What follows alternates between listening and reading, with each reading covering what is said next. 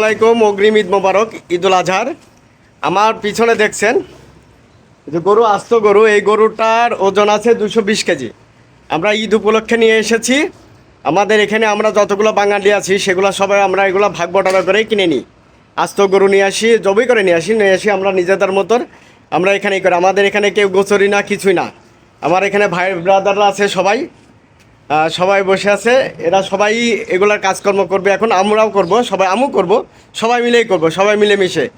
এটা হচ্ছে আমাদের ঈদেরই। আমরা এখানে কুরবানি দিতে পারি না, আমরা হয়তো বা দিতে পারি, কিন্তু আমাদের সেই প্রসেসিংটা এখানে নেই। সেজন্য আমরা এটা করতে পারি না। সেজন্য আমরা এভাবে গরুটা নিয়ে আসি। আজকে একটা নিয়ে আসা হয়েছে, আরেকটা নিয়ে আসা হবে 1 তারিখে। যেহেতু আমরা এখানে বাংলা আছি প্রায় 120 জন মতো, তাই সবার জন্যই আর কি আমরা সুষ্ঠুভাবে বন্টন করে থাকি। গরুটা আমরা কিনে নিয়ে এসে এভাবে আমরা ইয়ে করি, পিস পিস করে, তারপর আমরা এগুলা কেজি হিসাবে ভাগ করে দিই সবাইকে।